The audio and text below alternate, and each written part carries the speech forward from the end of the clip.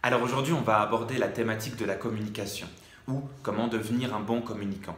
C'est une thématique qui est véritablement importante pour nous puisque l'on cherche tous à véhiculer des messages, à communiquer avec un autre, à relationner avec les autres. Et bien trop souvent, on peut constater que l'on n'est pas soit pas bien entendu, soit on s'est fait mal comprendre ou qu'on perd l'attention de l'autre. Être communicant, être un bon communicant, c'est vraiment tout un art. Et c'est pourquoi dans cette vidéo, je vais vous donner des critères importants qui vont faire de vous un bon communicant. On se retrouve juste après.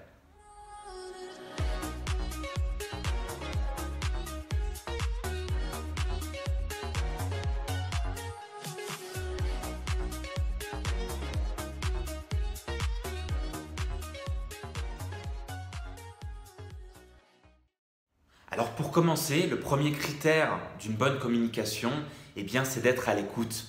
Eh bien oui, forcément, si on veut être bien écouté, bien entendu, il faut dans un premier temps savoir nous-mêmes être à l'écoute. Parce que être à l'écoute, c'est pas simplement être entendu, c'est d'avoir une écoute qui est attentive, avec une bonne observation. Bien trop souvent, on écoute, mais ça passe par une oreille et ça ressort par l'autre. Et la personne en face de nous ne va pas avoir l'impression d'avoir été entendue. Donc c'est vraiment important d'écouter avec cœur, d'écouter avec attention l'autre, de lui montrer qu'on est présent dans la conversation, parce que sinon c'est même pas la peine de vouloir espérer d'être entendu ou d'être écouté. Donc ça, c'était vraiment le premier critère qui est vraiment très important. Ensuite, on va faire la différenciation qu'il y a à faire entre les trois formes de communication. Il y a la communication qu'on dit verbale. Donc ça, c'est ce que l'on veut faire entendre, ce que l'on veut partager à l'autre. Il y a la communication non verbale. Alors ça va être plutôt l'attitude que je vais avoir lorsque je communique. Parce que c'est vraiment très important comment je me comporte lorsque je veux communiquer. Bien trop souvent, on cherche à communiquer lorsque l'on est par exemple tendu, où on va être un peu replié sur soi, où on va être en colère. Ce sont toutes des formes d'attitude qui ne vont pas nous permettre d'avoir une bonne communication. Ensuite, il y a la communication que l'on dit paraverbale. Alors ça va être plutôt l'intonation, comment je vais utiliser ma voix et les sons de ma voix pour communiquer. Si par exemple, je veux communiquer un message de gratitude, d'amour, de paix, et que je commence à parler comme ça en disant « Ouais, tu sais, c'est vraiment important pour moi, il faut vraiment que tu me respectes, je me sens pas respecté », on ne peut pas espérer que l'autre va nous entendre. Alors que si par exemple, on voulait faire comprendre que l'on a besoin de respect, de gratitude, ça va être important de le dire dans le calme, en souriant et en étant posé. Donc pour ça, par exemple, je peux vous inviter à prendre quelques bonnes respirations, remettre votre posture avant de communiquer pour changer un peu l'énergie dans laquelle vous vous trouvez. Donc ça, c'était vraiment le deuxième critère très important, de maîtriser les trois contextes de communication. Le troisième critère qui va être aussi important, c'est de se mettre dans le cœur. Ça fait un petit peu écho au paraverbal, mais ça va être important d'être dans le cœur parce que, vous l'avez constaté, lorsque vous êtes dans la tristesse, lorsque vous êtes dans la colère, lorsque vous êtes énervé, lorsque vous êtes replié sur vous-même, on a du mal à communiquer, on a du mal à se faire entendre. Donc, c'est important d'être dans la joie, dans le cœur, dans la gratitude pour communiquer parce que l'énergie que l'on va véhiculer dans la communication va tout changer en fonction de comment l'autre va pouvoir nous percevoir. L'énergie que l'on met va être tout à fait différente. Donc, plus on va être posé, souriant, dans la gratitude et dans le cœur, mieux on va se faire entendre. Alors, le quatrième critère qui va être important, c'est de poser des bonnes questions. C'est finalement de passer dans l'écoute active via les questions. Alors, par exemple, lorsqu'une personne va venir vous voir et vous transmettre que par exemple elle a passé un très bon week-end, eh bien souvent on peut s'arrêter là et dire ah bah je suis content pour toi, et ça s'arrête là. Eh bien l'écoute active avec des questions, ça va être plutôt de lui poser les questions du style eh bien tiens, qu'est-ce qui a fait que tu as passé un bon week-end? Et la personne, si par exemple elle répond j'ai été avec des personnes qui étaient vraiment enrichissantes, qui étaient vraiment joyeuses, et bien là par exemple on va lui poser la question quels sont les critères qui pour toi ont fait que tu as trouvé que ces personnes étaient enrichissantes ou joyeuses? Et bien elles vont dire parce que elles avaient plein de belles choses à raconter et puis elles étaient dans une belle énergie. Eh bien c'était quoi les choses qu'elles t'ont racontées? Est-ce que tu peux me communiquer un petit peu qu'est-ce qui t'a fait vibrer, qu'est-ce qui t'a inspiré dans ce qu'elles t'ont communiqué? Et puis la personne va nous répondre, eh bien elle a dit telle et telle chose. Voilà. Le tout c'est de questionner, d'avoir des bonnes questions en fonction de ce qu'est en train de nous dire la personne. Donc ça refait écho au premier critère dont je vous ai parlé, c'est d'être à l'écoute et d'être dans une écoute active et attentive. Parce que c'est vraiment important de s'intéresser à l'autre avec des bonnes questions. Et vous pouvez me croire sur parole, vraiment, si vous faites ça, vous posez de bonnes questions lorsque vous communiquez avec une personne, eh bien la personne va vous aussi vous trouver inspirante parce que vous vous intéressez à elle. Et elle va vraiment être joyeuse et avoir vraiment un bon retour de cette relation qu'elle a eue avec vous, puisque vous avez vraiment donné l'impression, et pas qu'une impression parce que c'était réel, mais vous lui avez donné l'impression d'être vraiment attentif et de vraiment vous intéresser à elle. Et ça, c'est vraiment un atout d'un bon communicant, c'est de poser de bonnes questions. Ensuite, le cinquième critère qui est vraiment important, ça va être d'être authentique. Parce que bien évidemment, quand on cherche à communiquer sur des choses qui ne sont pas vraies ou qui ne sont pas vraiment intéressantes, mais parce qu'on veut se rendre intéressant, on ne risque pas d'avoir une écoute réelle de notre auditoire ou de la personne avec qui on communique. Je vous donne un exemple. Si vous voyez par exemple une personne dans la rue ou assise sur un banc et que c'est une personne qui vous fait de l'effet par exemple et que vous avez envie de communiquer avec elle, mais que ça fait par exemple 1 heure que vous vous posez la question de comment je pourrais l'aborder, qu'est-ce que je pourrais dire, eh bien être authentique, ça va être par exemple d'aller l'aborder en lui faisant part de cette authenticité. Donc c'est-à-dire que vous pouvez aborder la personne en lui disant écoutez, ça fait environ 1 heure que je vous observe et que j'ai envie de venir vous aborder, mais je ne savais pas comment vous aborder et finalement j'en ai eu marre un petit peu d'attendre, donc je suis venu vous voir. Un autre exemple, quand par exemple vous avez un sujet délicat ou qui est un peu sensible à évoquer par exemple avec votre patron, eh bien ça va être directement d'aller le voir en lui disant écoutez, j'ai besoin de parler avec vous aujourd'hui d'un sujet qui est sensible, qui est délicat pour moi de transmettre, mais voilà, c'est important pour moi de vous le transmettre. Mais rien que de commencer par ça, ça va tout de suite déjà vous mettre à l'aise et ça va mettre aussi à l'aise l'autre parce que vous allez être tout de suite authentique. Et on a toujours, nous, envie d'écouter une personne authentique, pas une personne qui fait semblant ou qui surjoue les choses. On va vite s'en rendre compte et ça va nous faire passer à une écoute totalement inactive. Donc voilà, ça c'était vraiment un critère très important de rester authentique, quoi que l'on soit, et d'être vraiment vrai avec soi-même. Et j'ai envie de rappeler une chose importante, c'est qu'une phrase ou un discours sera toujours plus efficace s'il est authentique.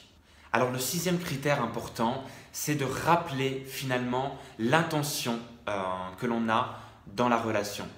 C'est-à-dire que bien trop souvent, on constate que on se perd un petit peu dans ce que l'on veut dire, où on va faire tout un tour pour essayer d'expliquer ce que l'on veut émettre dans la relation. Ou que souvent, on va voir dans l'observation que l'on commence un petit peu à perdre la personne qui nous écoute ou les personnes qui nous écoutent, ou que ça devient flou. On va par exemple voir que la personne commence à froncer un petit peu les yeux, etc.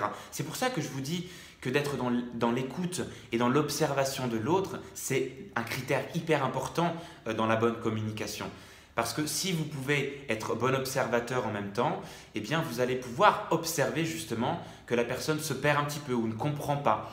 Et bien souvent, il y a un monde entre ce que l'on a dans notre tête, ce que l'on veut pouvoir exprimer, ce que l'on va dire, et ce qui va aussi jouer au niveau de l'environnement, des bruits, des effets sonores qu'il va y avoir, et de la compréhension que va avoir l'autre. Il y a vraiment tout un monde finalement entre ce que l'on veut émettre et ce que va comprendre l'autre.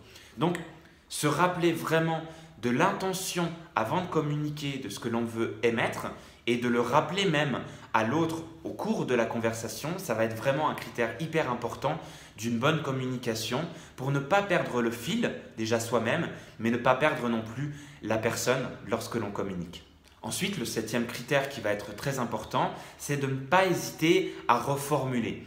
Alors, quand je dis ça, ça peut être à reformuler ce que vous a dit l'autre. Donc ça va être encore écho à le fait d'être dans une bonne écoute et de montrer une bonne écoute de l'autre. Ça peut être important de reformuler. Par exemple, si la personne vous a dit « Ah bah ce week-end, j'ai passé un bon week-end parce que j'étais avec ma compagne et on a été à la piscine, on a été au cinéma, on a fait un super bon restaurant et c'était vraiment très délicieux. On a fait vraiment des bonnes activités qui nous ont nourris, qui nous ont rendus joyeux tous les deux. On était souriants, plein d'énergie et vraiment on a été très très contents de ce week-end. » Eh bien reformuler, ça c'est par exemple, eh bien, ce que tu es en train de me dire, en fait, c'est que tu as passé un bon week-end parce que tu as fait plusieurs activités qui vous ont vraiment nourri.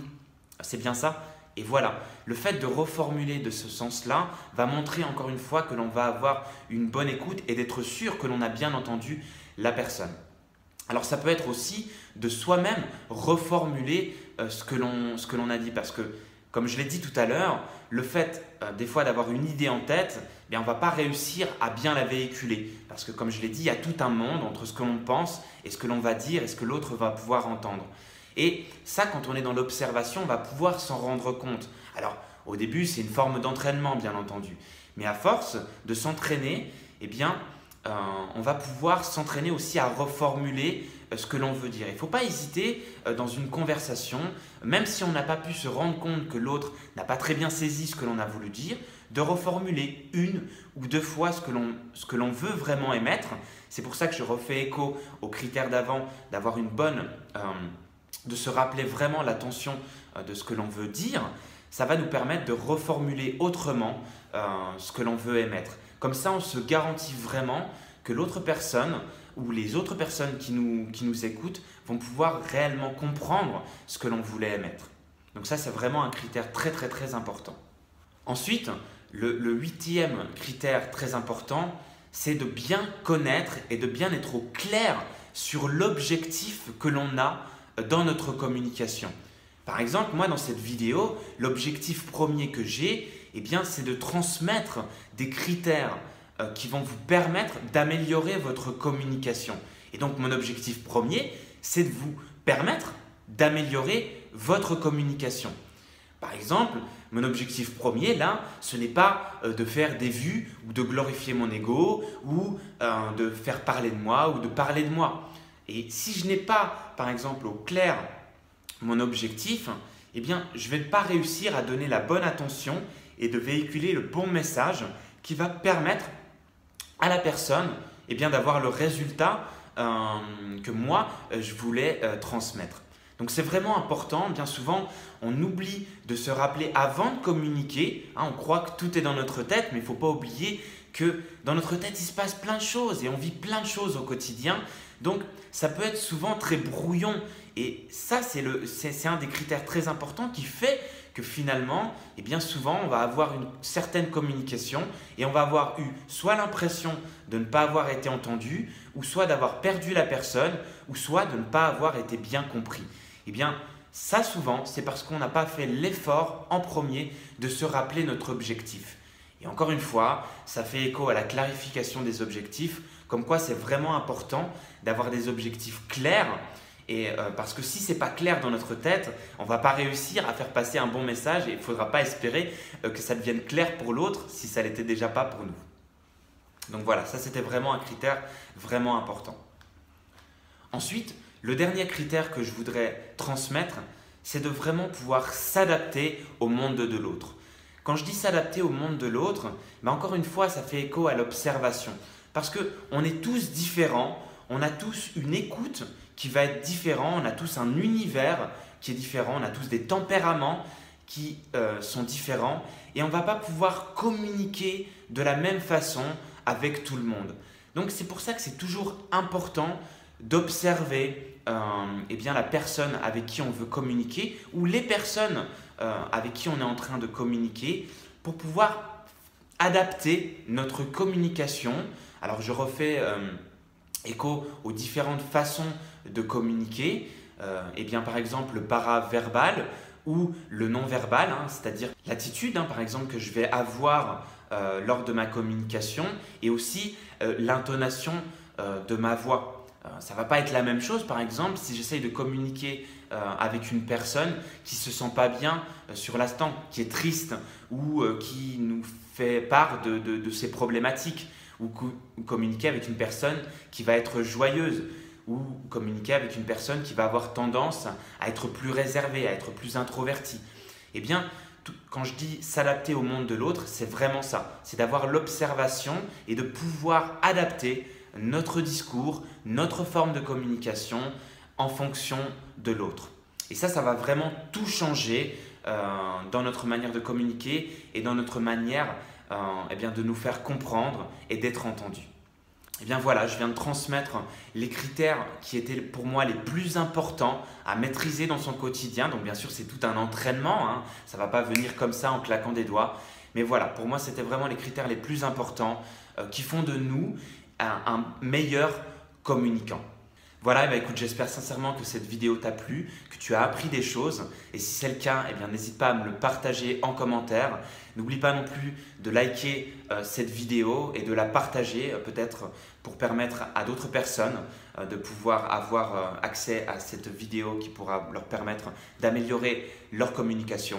Je précise vraiment que ce n'est pas pour glorifier mon ego, mais que c'est vraiment l'algorithme des réseaux sociaux, de YouTube qui fonctionne comme ça. Plus il y a de likes, plus il y a de commentaires et plus la vidéo va être référencée. Et mon but à moi, c'est sûr, c'est de faire aussi des vidéos et de pouvoir toucher le plus de monde. Donc je te remercie vraiment pour cela et n'oublie pas de t'abonner si tu ne veux surtout ne pas manquer les prochaines vidéos qui sortent toutes les semaines sur cette chaîne. Voilà, je te dis à très bientôt pour de prochaines vidéos. Bye bye, ciao.